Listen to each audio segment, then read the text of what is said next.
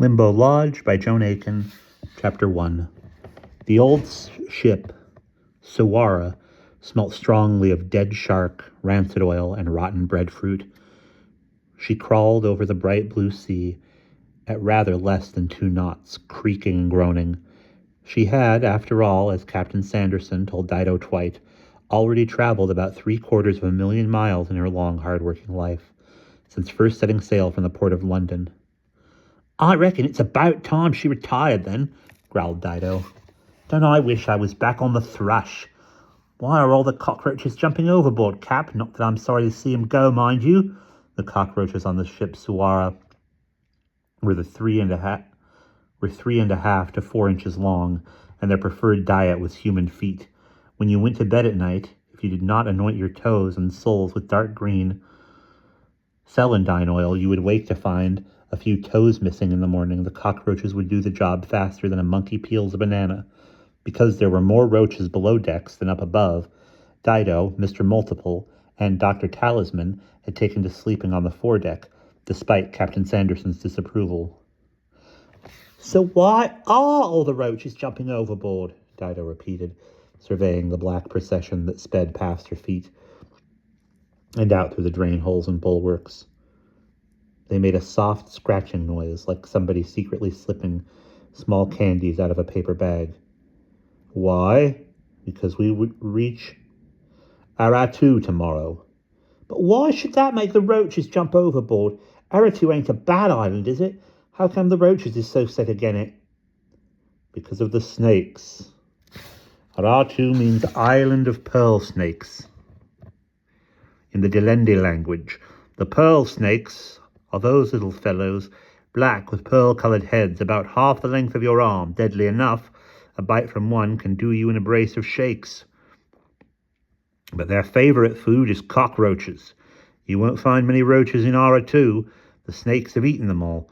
So, as the ship docks, you'll see a half-dozen pearl snakes come aboard like beaters, but most of the roaches won't have waited." "I can't abide snakes," said Dido. "Better take some candu nuts in your pockets then if you go ashore. Chew one of those, it lowers the chance of dying from snakebite, but my advice would be don't go ashore more than you can help." "Somebody's got to go ashore," Dido said crossly, "to hunt for this pesky Lord Herod's foot we've chased all over the way from Easter. We've chased after all the way from Easter Island. Is Aratu a big island, Cap Sanderson?" "About 20 miles long, 10 miles wide. The main town and port, Regina, where we are headed, is at the north tip. At the south end is a big mountain, Mount Fura, and a small fishing harbour. Manatee in between. Nothing but rainforest and spice plantations." "What kind of spice?"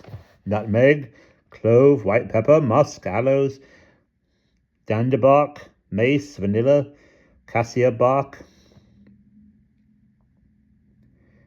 and Degila powder, very expensive.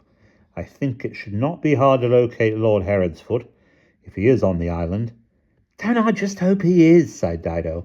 3 months ago, Dido had been on the point of setting sail for London from the port of Tenby in New Cumbria, on board His Majesty's warship the Thrush, when an urgent message had arrived from England by naval pinnace, ordering Captain Hughes to make all possible speed round Cape Horn into the Pacific Ocean in order to pick up Lord Herodsfoot, roving ambassador to James III of England.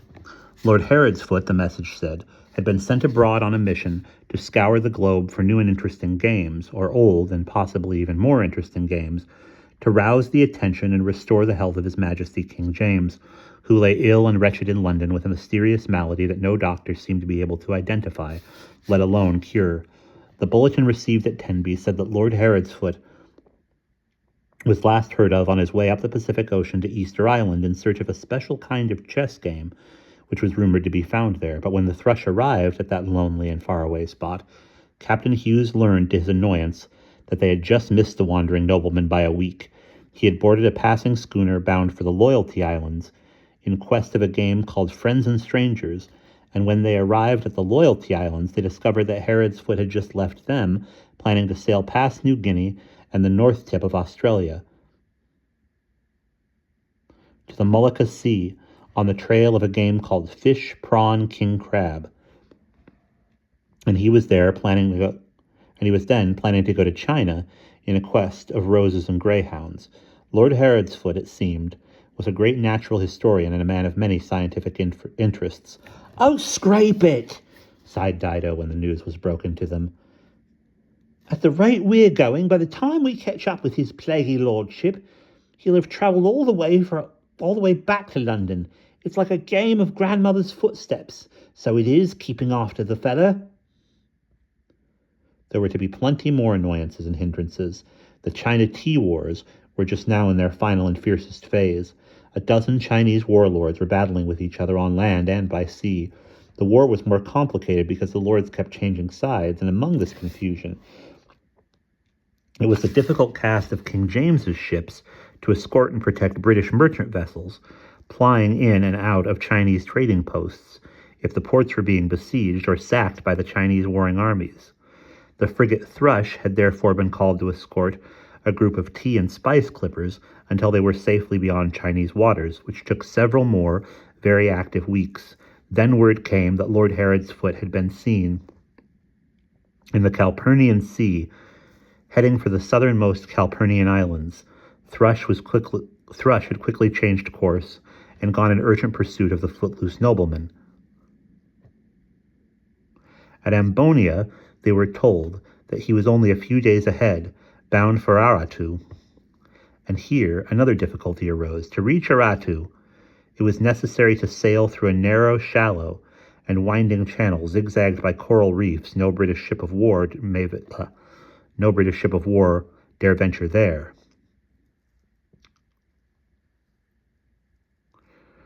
"That's why Aratu is such a hidden, remote place," the British resident at Ambonia. It's not Ambonia, it's Amboina. At Amboina told Captain Hughes. "Very few foreigners ever get there." Captain Hughes scowled. He did not approve of islands that could not be reached by British warships. "Who does it belong to?" "The Angrians took it 400 years ago, conquered the Delendi, who lived there, settled and established spice plantations. But 50 years ago, there was a big uprising. The Delendi rose up and pushed the Angrians out again. Now the Delendi have their own king. Delendi means forest people in their language. There's a trading ship going there tomorrow. The Suwara ought to be back here within the week. You could send a message on that." "I suppose I shall have to." In fact, Captain Hughes was not sorry to be obliged to dock at Amboina for a few days, since the Thrush had sustained some damage during her escort duties, and Captain Hughes had himself received a head wound. He began to write a note addressed to Lord Herodsfoot, and then sat scratching his head with the quill pen, wondering which of his crew would make the most suitable messenger to send on the Suwara. "Windward's a capable, intelligent fellow, but then I want him here to superintend the repairs. I can't spare Fossil for the same reason. It had better be young Multiple. But is he sensible enough and steady enough on his own? What a plaguey nuisance this is, to be sure." The choice was further complicated by the behavior of the supercargo, Miss Dido Twite, who, when she heard that there was to be a trip to the island of Aratu on the smaller ship the Suwara, begged to be allowed to go along. "Besides, I know a friend of the old Gadger, Lord Herodsfoot," she pointed out. "Might be useful, that is, if he's a bit toffee-nosed or awkward." "A friend? How can you know a friend of Lord Herodsfoot?" "Child," snapped Captain Hughes, "it was Mr. Holystone, your late steward, who left the ship at Tenby. He'd been at college with Lord Herodsfoot in Spain." "Oh, well, I see." Captain Hughes reflected a while longer, then had Second Lieutenant Multiple summoned to his cabin. "Mr. Multiple, I have decided to send you with young Miss Twite on the Suwara to the island of Aratu, in hopes that you will be able to make contact with Lord Herodsfoot there, and bring him back with you in a few days." Mr. Multiple, a cheerful, fresh-faced young man, only recently promoted to the rank of midshipman, and still very conscious of his second lieutenant's uniform, saluted and grinned shyly. "Aye, aye, sir. Very happy to oblige." He and young Miss Twite exchanged friendly nods. "Only thing is, sir, I think I ought to mention, I ain't so handy at those confounded foreign lingos, Portugoose and Angrianess, and so on. Can't make the shift of my tongue round 'em somehow. Oh, said Captain Hughes, a trifle nonplussed. I don't suppose you can speak those languages, Miss Twite. Yes, I can, she replied unexpectedly. When I used to clean the table up silver for Mr. Holystone on the passage down from Bermuda to Tenby, he used to teach me a bit of Spanish and Portuguese, and Angrian, on account of he'd been to college in those lands. He said you never know when another language may come in handy, and the more you know, the more you can pick up. What about Delendi? Well, I do know just a few sentences, Dido confessed. Just to say where's the public library, and I wish to rent a palanquin, and do you play fantan, things like that. Who in the world taught you those? Mopu. Mopu was the captain's cook who had been taken on at Easter Island, the former cook, Mr. Brandywine, having died from drinking 5 gallons of neat grog in quick succession. Captain Hughes snapped. It is not at all proper that you, a young female passenger on this vessel, should fraternize with my cook. I do not approve. Dido sighed, but kept quiet. However, the captain went on, in the circumstances, it has apparently had some advantages. You had best teach those phrases to Mr. Multiple before you dock at the port of Regina. Thank you. You may leave the cabin now. They did so, not daring to dig each other in the ribs with joy until they were safely on deck. It'll be like a holiday, Mr. Mully. Sure leave. Of course, he pointed out, we may come across Lord Herodsfoot the very same minute we set foot on shore. Aye, that's so. But after they'd spent a few days on the Sawara and had learned about the cockroaches and the pearl snakes and creatures called sting monkeys, Dido and Mr. Multiple grew less enthusiastic about their excursion to the island of Aratu and began to hope that they might find Lord Herodsfoot as quickly as possible and return to the comforts of the HMS Thrush. They did, however, make great friends with another passenger on the Sawara, from whom they learned a great deal more about the island. Their new friend was the youthful Dr. Talisman Van Lind, a slight, dark young fellow who came aboard the same day they did, at Amboina. At first, they had taken him for the ship's doctor, when one of the sailors, throwing breadfruit peeling overboard, got bitten by a shark, and Dr. Talisman swiftly and capably bound up the wound, dressing it first with hot tar. But when they fell into talk, they found that, like themselves, the young doctor had shipped aboard for the purpose of visiting Aratu, which he had apparently always wished to see. Why, in Mussy's name? Asked Dido. He don't seem to have much except pearl snakes and sting monkeys and a pesky lot of spices. You see, I was born on the island, said Dr. Talisman. I've always wanted to come and see the place. Oh, well, that's difficult. That's different then, said Mr. Multiple. How old was you when you left? asked Dido. 5. I don't remember anything, except wonderful sweet scents everywhere. Different from this ship, then? Your ma and pa take you away? No, I fell from a cliff into the sea, but happened to land on the deck of a passing ship. Fancy, why didn't they push you ashore at the next port? Ah, well, you see, explained Dr. Talisman, there's a volcano under the sea. Mount Zimbo, about 100 miles south of Aratu. It erupts every couple of months under the sea, and that sends a huge wall of water rushing north past the island. It's called the Zimbo Bore. Croupus, said Dido, impressed. What a lot you know, Doc Tally. So that any ships that get caught in the bore are mostly obliged to race past the island without stopping. And the ship I was picked up by, a Dutch trader, I fell into a pile of nets on deck. I wasn't hurt at all. There was no way of their heaving to. They got carried on a couple of 100 miles. Then a man who was a passenger on the ship, a Dutch traveling scientist, he took a fancy to me and adopted me. He thought that by the time my parents must have given up and be sure that I was dead. So you never got back at all? Never. Why? Well, the man who adopted me, Count von Lind, happened to be a great believer in luck. Luck? As well as scientists, he was a gambler. He paid for his scientific trips by his gambling wins, And on the first island where the ship put in, after picking me up, he bought a basket of oysters from a fisherman and found in one of them a black pearl as big as a cherry. It was worth a fortune, and paid for the whole voyage. So the Count decided that I brought him luck. That was why he adopted me and called me Talisman." "What does that mean?" asked Dido, who had never come across the word. "A talisman is a thing like a stone or a charm, and you carry it about to bring you good fortune and protect you from harm. It is connected with stars and astral signs." "Well, I never. So you stayed with the Count?" "I did, yes, till I grew up. He used to spend his winters in Europe, going to towns where there were casinos, gaming houses, where they played cards or dice, and he always won. His luck was amazing." "So he was rich?" "Oh, very rich. He only had to bet on a number or a horse, and it was sure to win. Every autumn we used to go to a town in Hanover called Bad Somburg, and there were hot springs, healing waters, and a grand gaming house. In 1 month there he would win enough money to keep us comfortable for a year. Cool! When he had made enough for his travels, he would set off again, and then he would send me to school, and to college, and medical school, because I wanted to be a doctor, but I went on many of his trips as well." "Where is he now?" asked Mr. Multiple. "He is dead," the doctor said the doctor sadly. When we went to Zomburg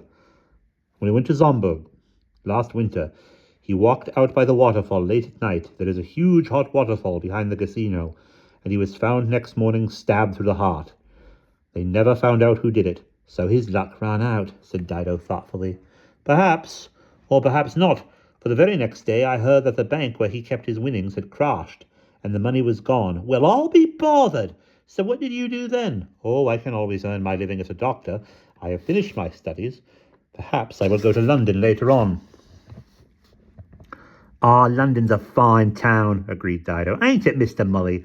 That's where I come from, and shan't I be glad to get back, just. So what in tarnation are you doing out here at the back of nowhere in the Calpurnian Sea?" Talisman said. "I thought that, before starting to work as a doctor, I'd come back to Aratu and see if I could find my real parents. There can't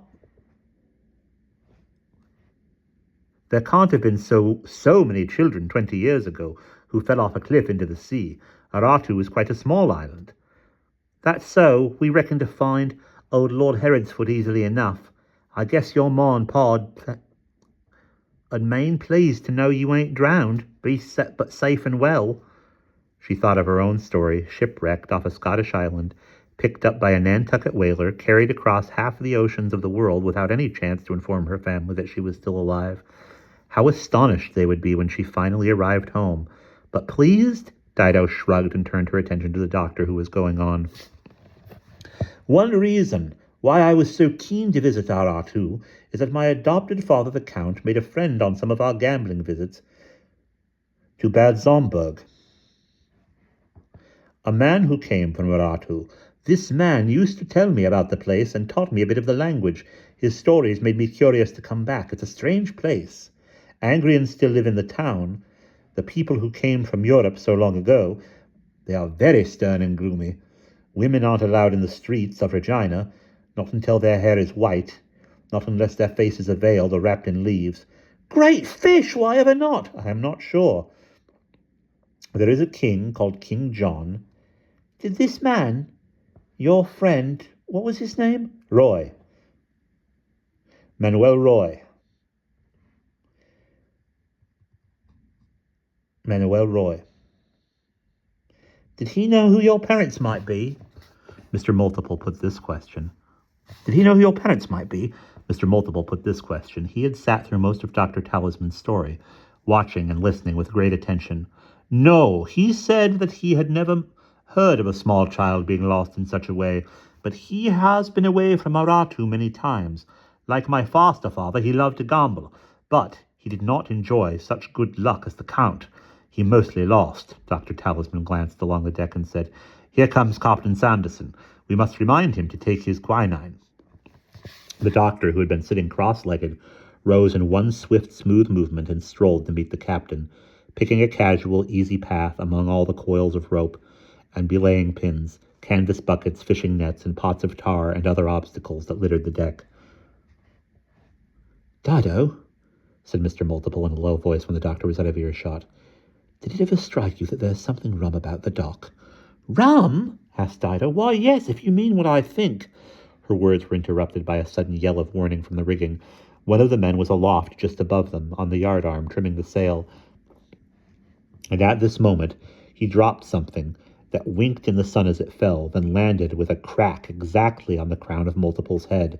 His skull was protected to some extent by his hat, but even so, the blow could be clearly heard, and Multiple toppled, as if he had been shot, and lay motionless on the deck. "Murder!" exclaimed Dido.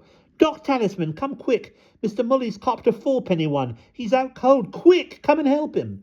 The doctor came running back, with Captain Sanderson close behind. The sailor, who had been up above in the rigging, now scrambled down, blubbering out words of apology. Excuse me. "Misery, misery me, 100,000 sorrows that such a mishap should mishappen." "Oh, be quiet, you silly lubberkin," snapped Captain Sanderson. "What good does it do, yelling out, 'Whoa, whoa'? What was that thing you dropped on the poor lad?" "Was me widow." The sailor began searching distractedly round the deck, finally found what he was looking for, and pounced on it with a cry of relief and joy. "Aha! Me widow!" "What is that thing? Let's see it," the doctor said, who had been cautiously investigating the wound on Mr. Multiple's head. "Saints save us, that's heavy. What was it made of? What is it made of? Copper?" "How would I tell?" said the sailor, a tiny wizened man named Pepe. "It is my widow, kept me safe from harm." "Didn't keep poor Mr. Multiple safe from harm," snapped the doctor, frowning over the trickle of blood that ran from the unconscious lieutenant's injured head. "Captain Sanderson, this wound is serious. The man's skull may be cracked. His brain may be injured. He needs urgent medical attention, more than I can provide here on this ship, or he may very well die." "Oh, mercy on us, you don't say so." "But I do say so. There may be damage to the brain. Is there a hospital on Eratu?" "Aye," said the captain doubtfully. "There is one, but I wouldn't be guessing that the level of medical skill is unco high in that place. 'Tis only a wee island, after all. Should we not put back at Amboina?" 5 days sailing. No, the boy could die before we got there. There may be internal bleeding also. "Och, havers," said the captain disgustedly. "And we was faring up to be a right decent, sensible, and he was faring up to be a right decent, sensible young fellow. What in the world will I ever tell Captain Hughes when we get back to Amboina? You think he can be saved?" "With luck." "Luck," thought Dido, sadly looking after her friend, as under Dr. Talisman's orders 2 sailors carried Multiple off to his hammock. "I reckon you're the best chance of that for him, Dr. Lucky Talisman."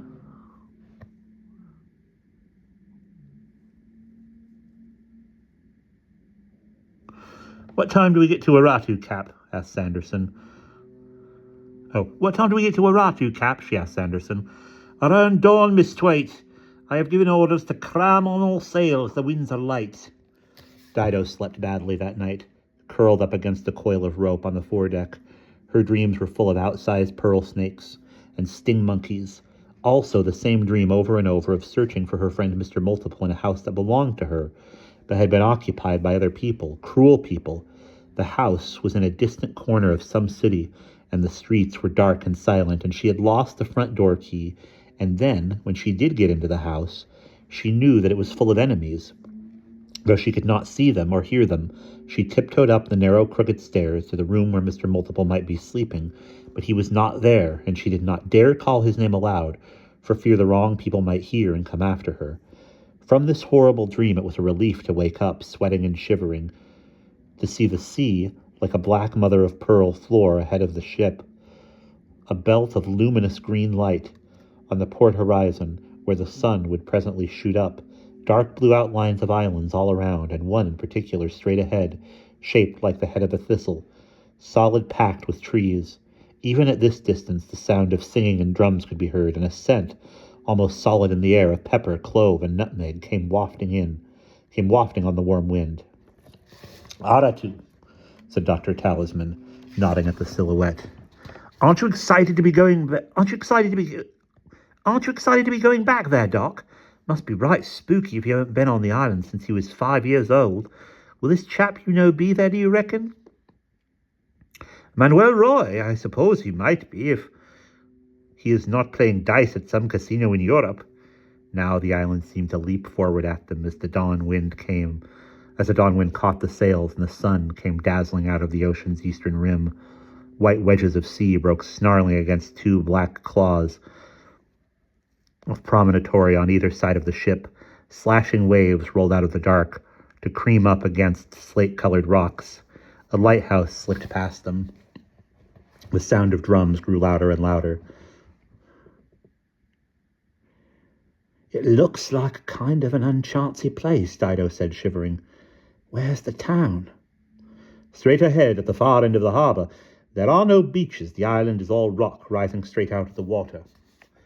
What had been a pale speck on the waterline now resolved itself into houses like tiny white dice, climbing above each other up a steep hill with some feathery vegetation among them. As the Sawara drew closer, little black figures could be seen, darting to and fro on the dockside. The houses ain't really white, though. They're blue, said Dido, puzzled, as the ship slid nearer and nearer the quay. Blue and shiny. How's that, Doc? Oh, now I remember so well. That was because the Angrian settlers who came and lived on the island for several hundred years, they like their houses covered with blue and white tiles. Why? Because they look handsome, I suppose, and the tiles keep out the rain. The town ain't very big, is it? Lucky there's a hospital. Did your friend Manuel tell you about that? Yes, he did. When he heard that I was training to be a doctor, he tried to persuade me to come back to Aratu and be a doctor there, because most of the medicine is done by witches, called Kaniki. The Dalindi women are witches and the men are guides, he said. Guides? Halmahi people. They sing the history of the island every day and look after the sacred stones. There was a drunken old Angrian doctor called Omedico, Manuel said, but he wasn't much use. What a lot you know about the place, said Dido, impressed. What about those witches, though? Old Shaw ladies. They have a lot of power. They make the rules. I expect the hospital is run by old Shaw ladies. Blimey, said Dido. I just hope they take good care of Mr. Mully. I wouldn't fancy being looked after by a pack of witches. I can see why your pal thought it would be a good thing for the island if you came back and set up as a doctor here, so the witches wouldn't be able to boss everybody. I suppose that might have been his plan, said Dr. Talisman thoughtfully. I hadn't thought of that. And what was the thing that the sailor Pepe dropped on poor Mully's head? His wedho. It's a luck charm. All the Angrian men on the island have them. Why do they need luck more than women do? Oh, the women have their own luck charms, but they wear them round their necks on a grass string. Like yours on your silver chain. Oh, no, mine's quite different, the doctor stroked a fine medallion, like a 5-penny piece on a thin chain. It has my family name on it, so if my parents are still alive, it should be possible to find them. What is the name? Curlingshaw. Why, said Dido, astonished. I had an Aunt Tinty Curlingshaw. Tough old gal she was. Came from the Fen country. Hi-hi-ho! Hi-hi-ho! Shouted a sailor in the bow and sent a coil of rope whistling through the narrowing gap of water onto the dock, where a man was waiting to receive it. They had reached Regina, the port of Aratu, and that's the end of Chapter 1.